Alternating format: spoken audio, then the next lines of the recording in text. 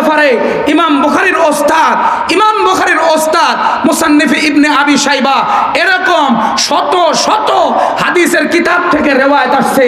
এই সমস্ত লোকেরা এটা খেয়াল রাখে না যে সবচেয়ে বড় মদিনার মক্কার ইমাম নাসিরউদ্দিন আলবানী রহমাতুল্লাহ আলাইহি উনিও ওনার সিলসিলাতুল আহাদিসুস সহিহা এই কিতাবের মধ্যে উনি নিয়ে এসেছেন যে শবে বরাতের আমল প্রমাণযোগ্য এবং রাত্রে সমস্ত মানুষকে আল্লাহ মাফ করে দেন, এটা গুরুত্বপূর্ণ আমলের রাত।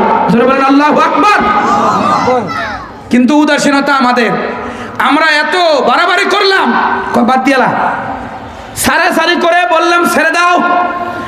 শবে বরাত জয়ী হাদিস দ্বারা প্রমাণিত কোনো আমল নাই। শবে বরাত বলতে কোরআন হাদিসে কোনো শব্দ নাই।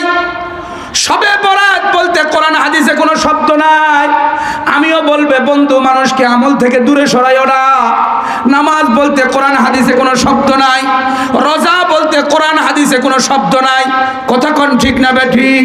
কেন নামাজ কোরআন হাদিসের কোথাও নাই, আছে হলো সালাত। সিয়াম আছে, কোন রোজা বলতে কোরআন হাদিসে শব্দ নাই। শবে বরাত এটা আমাদের এশিয়া মহাদেশের ফার্সি শব্দ দিয়া মানুষের সামনে এটা প্রচলন হয়ে গেছে। হাদিসের ভাষা হলো লাইলাতুন নিসফি মিন শাবান, শাবান মাসের অর্ধ রজনী। ওই রাত্রের ব্যাপারে বুখারী শরীফের সেই বিশেষ ওস্তাদ আল্লামা হুমায়দি মুসনাদে হুমায়দির মধ্যে লেখেন সেই হাদিসটা হলো সহিহ। নাসিরউদ্দিন আলবানী রহমাতুল্লাহ আলাইহি যে হাদিসটাকে সহিহ বলেছেন, ইন্নাল্লাহা লা ইয়াত্তালিউ ইলা খালকিহি ফি লাইলাতিন নিসফি মিন শাবান ফায়াগফিরু লিজামিই খালকিহি ইল্লা লিমুশরিকিন আও মুশাহিন। জোরে কান আল্লাহু আকবার। আল্লাহ তাআলা এই শাবানের অর্ধ রজনীতে আল্লাহ তাআলা মানুষের দিকে, সমস্ত মানুষ আর মানব জাতির দিকে আল্লাহ বিশেষ মতবাজ্য দেন, দিয়া সমস্ত মানুষকে আল্লাহ ক্ষমা ঘোষণা করে দেন। কিন্তু দুই শ্রেণীর লোকের ক্ষমা নাই, এক হলো মুশরিক আর একটা হলো হিংসুক। আমাদের মাঝে আছে না নাই? বলেন এই দুই শ্রেণীর লোক আছে না নাই? 3 নম্বর বাজারে পাওয়া যায় কি যায় না? মুশরিক, এ মুশরিক আর হলো হিংসুক। আহারে হিংসুক রে, হিংসুকের তো শেষ নাই। কথা কোন ঠিক না বেঠিক? সেই হিংসুক হিংসা দিয়া পায়ের মাথার থেকে নিয়ে চুলের একদম আগাল পর্যন্ত খালি হিংসা আর হিংসা। এমন লোক আছে না নাই? এই হিংসুকদেরকে শবে বরাতে আল্লাহ তাআলা ক্ষমা করবেন না। বরাতের রাত মুক্তির রাত, গুনাহ থেকে মুক্তি, নাফরমানির থেকে মুক্তি। আল্লাহ কাছে আবেদন করবেন, আপনাকে অভাব অনটন থেকে মুক্তি দিবেন। সেই আমলের বদৌলতে আমলের জন্য আপনাকে যত্নবান হইতে হবে। খুব গুরুত্বপূর্ণ ব্যাপার, আমলের জন্য আপনাকে তৈয়ার করতে হবে। কিন্তু আমি আমলের জন্য আগাইলাম না, সারাসারি করতে করতে আমি ছেড়ে দিলাম। বলছে রে জয়ী হাদিস দ্বারা প্রমাণিত, এটা বুখারী মুসলিমে না, এই জন্য বাদ দিয়ে লাইলাম। তোর বাপ করছে, তোর বাপ, তার বাপ করছে, তুই নতুন করে পণ্ডিত ছাড়ছিস বেটা। কথা কোন ঠিক না ঠিক? নতুন করে তুই কোন পণ্ডিত ছাড়ছিস এখন এসে বাদ দিবি? তোর বাপ করছে, তার বাপ করছে। আমি আমার ক্ষুদ্র গবেষণার থেকে 15 জন সাহাবীর থেকে শবে বরাতের হাদিস বর্ণিত পাইছি। 15 জন সাহাবী, হযরতে আবু বকর সিদ্দিক, হযরতে ওমর ইবনে আল খাত্তাব, হযরতে আলী, হযরতে মুআয ইবনে জাবাল, হযরতে আবু মুসা আশআরী, হযরতে আবু হুরায়রা, আব্দুল্লাহ ইবনে আব্বাস, আব্দুল্লাহ ইবনে ওমর, হযরতে হারেসা, যায়েদ বিন সাবিত, এরকম 15 জন সাহাবীর থেকে শবে বরাতের হাদিস বর্ণিত হয়েছে। হাদিসের কিতাবের সংখ্যা কম পক্ষে আমি আমার গবেষণায় 29টা হাদিসের কিতাব থেকে শবে বরাতের উদ্ধৃতি পাইছি। আরো বড় যারা বড় গবেষণা করবে আরো বড় ভাবে এই আমল নবী করিম সাল্লাল্লাহু আলাইহি সাল্লামের পরে হযরত আবু বকরের থেকে নিয়ে এ পর্যন্ত চলে আসতেছে এ পর্যন্ত আমল উম্মতের বিশেষ আমল ধারাবাহিকতার সাথে করে আসে। আর আমল থেকে মানুষকে দূরে সরানোর জন্য বলে জয়ী হাদিসে আছে, আমরা মানি না, এই জন্য আমরা করি না। এই কথা ঠিক আছে না বাটপাড়ি? এই জোরে বলেন কথা ঠিক আছে না বাটপাড়ি? পুরা বাটপাড়ি। মানুষদেরকে দূরে সরানোর জন্য এটা কোনো সময় করবেন না। শাবানের অর্ধ রজনী গুরুত্বপূর্ণ এক রাত, যে রাত্রের ব্যাপারে তিরমিজির রিওয়ায়াত, ইবনে মাজাহ সিয়াসিত্তার কিতাবে এই দুই কিতাবে উল্লেখ হয়েছে। সিয়াসিত্তা হাদিসের কিতাব, 6টা সহিহ হাদিসের কিতাবের মধ্যে তিরমিজি শরীফ আর ইবনে মাজাহ শরীফ, এই দুই কিতাবে এই হাদিস উল্লেখ শবে বরাতের ব্যাপারে। তাছাড়া শবে বরাতের ব্যাপারে বুখারী শরীফে হাদিস নাই, মুসলিম শরীফেও নাই, আবু দাউদেও নাই, নাসাইতেও নাই।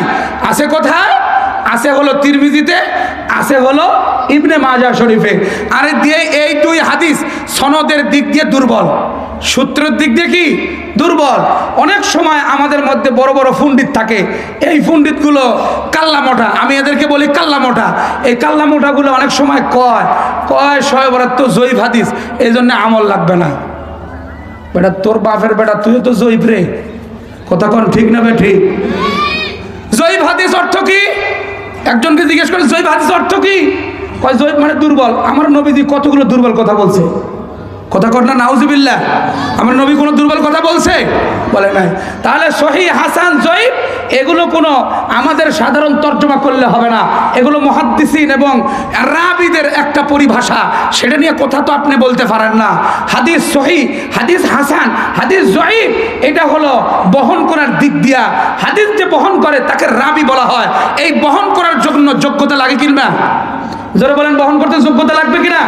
বহন করার যে যোগ্যতা লাগে, এই যোগ্যতার মধ্যে উত্তম পুরুষ, মধ্যম পুরুষ, নিম্ন পুরুষ, যে যোগ্যতার দিক দিয়ে উত্তম পুরুষ যে হাদিস বহন করে এই হাদিস হলো সহিহ। যে মধ্যম পুরুষ যে হাদিস বহন করলো এই হাদিস হয় হাসান। যে নিম্ন যোগ্যতামান পুরুষ যে হাদিস বহন করলো এই হাদিস হলো জয়ীফ। এটা হলো মুহাদ্দিসিনদের পরিভাষা, কিন্তু আমার নবীজির কোনো কথা দুর্বল নয়। কথা কোন ঠিক না ঠিক? রমজান মাসে নামাজ বেশি পড়লে সওয়াব বেশি কিনা? জোরে কোন, এই জোরে বলেন সওয়াব বেশি কিনা? এই নফল নামাজ পড়লে ফরজের সওয়াব, ফরজ পড়লে 70টা ফরজের সওয়াব। তো আপনি 8 রাকাত পড়ে দুধ দেন কেন? 20 রাকাত পড়লে গুনাহ হবে কেউ কইছে? এ কথা বলেন, এ ভাই কথা বলেন। 8 রাকাত পড়ে দৌড় দেন কেন? এটা 20 রাকাতের ব্যাপারে তো বহুত মুহাদ্দিসিনদের রিওয়ায়াত। সহিহ ইবনে হিব্বানে একদম রিওয়ায়াত দিয়ে এসেছেন যে হযরত আব্দুল্লাহ ইবনে আব্বাস রাদিয়াল্লাহু তাআলা আনহু বর্ণনা করেছেন, হযরত ওমর ইবনে খাত্তাব রাদিয়াল্লাহু তাআলা শাসন ক্ষমতায় উনি উবাই ইবনে কাবকে ইমাম বানায় দিয়া সমস্ত সাহাবায়ে কেরামকে একত্রিত করা 20 রাকাত তারাবি খতম হয়েছে। ওই জায়গায় তো কোনো সাহাবায়ে কেরাম বললেন নাই ওনাকে যে যেটা নবী করলেন না আপনি কেন চালু করেছেন? ও ওমর, যেটা নবী করলো না, আবু বকর করলো না, আপনি কেন করলেন? কোন সাহাবায়ে কেরাম করলো না। সাহাবায়ে কেরামের এই গুরুত্বপূর্ণ আমল, খোলাফায়ে রাশেদা, দ্বিতীয় খলিফা যার মেজাজে কোরআন নাজিল হয়েছে, এমন একজন ব্যক্তির আমলকে আপনি না করে দিচ্ছেন। হযরত ওমর ইবনুল খাত্তাবের আমল থেকে দূরে সরে পড়তেছেন, জান্নাতে যাইতেও পিছিয়ে যাবেন। কথা কোন ঠিক না বেটি?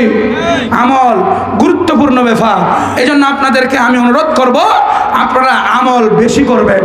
রমজানে নফল ইবাদত বেশি হবে। রমজানে তারাবি পড়লেন 20 রাকাত, খতমও সাথে হবে। খতম ছুটাইবেন না। 8 রাকাত পড়লে খতম আর থাকে না, খতম আর চলে না, খতম বরবাদ হয়ে যায়। খতম ঠিক রাখেন। কোরআনের কারণেই এই রমজানের মর্যাদা, কোরআনের কারণেই মর্যাদা। কোরআন নাজিল হয়েছে যেই রাত্রে, সেই রাত্রের দাম বেশি। কোরআন যে মাসে এসেছে সেই মাসের দাম বেশি। কোরআন যে জায়গায় এসেছে সেই জায়গার দাম বেশি। কোরআন যে দেশে এসেছে সেই দেশের দাম বেশি। কোরআন যে ব্যক্তির উপরে নাজিল হয়েছে সমস্ত নবীর চাইতে তার দাম বেশি। যেই কোরআন যে সিনায় ধারণ করবে তার দাম সবচেয়ে বেশি। কোরআনই জিন্দেগি যাপন করবে তার জিন্দেগির দাম বেশি। কোরআন যে রাষ্ট্রে থাকবে সেই রাষ্ট্রের দাম বেশি। কোরআন যে যুবক নিয়ে চলবে সেই যুবকের দাম বেশি। কোরআন যার হাতেই থাকবে সেই হাতের দাম বেশি হবে। কথা কোন ঠিক না বেটি?